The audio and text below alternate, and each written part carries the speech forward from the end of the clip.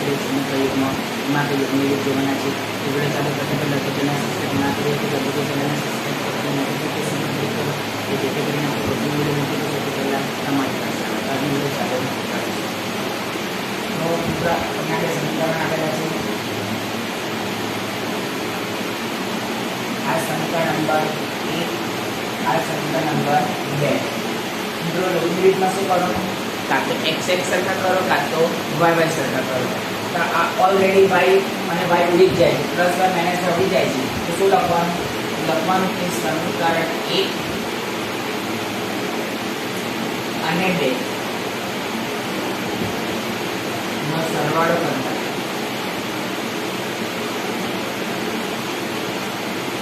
2x plus y is equal to 6 3x minus y is equal to 4 plus y minus કરી ગયા 2x plus 3x તો 5x is equal to 6 plus 4 10. આપણે x અને y ની value શોધવાની છે. x બરાબર ગુણાકારમાં છે તો કઈ જશે ભાગાકારમાં એટલે માટે x is equal to 10 upon 5 5 to the 10 so therefore x is equal to 2.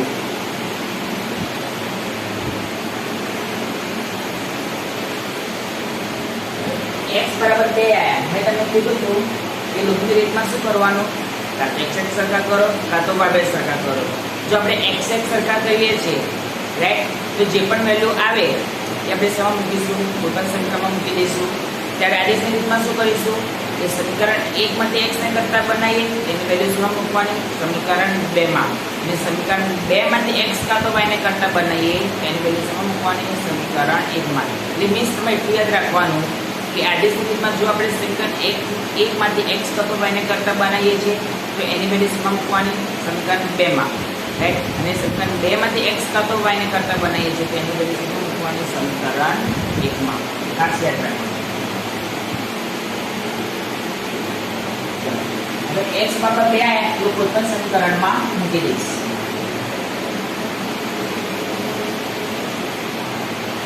તો લખીશું x બરાબર 2 એ સમીકરણ 1 માં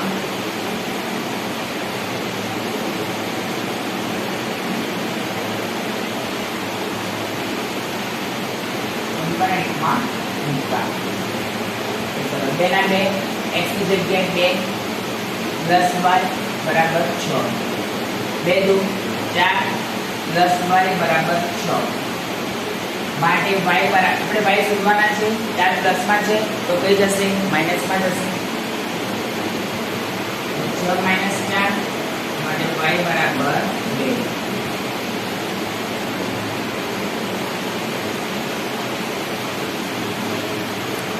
તો લખીશું કે આમ આપેલ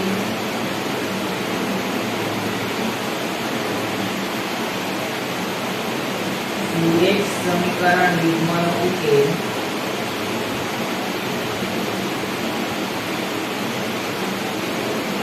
x બરાબર 2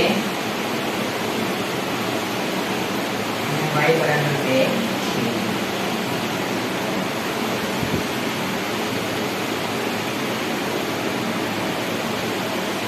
तो मित्र आज हम लोग काले फरी नवा वीडियो साथ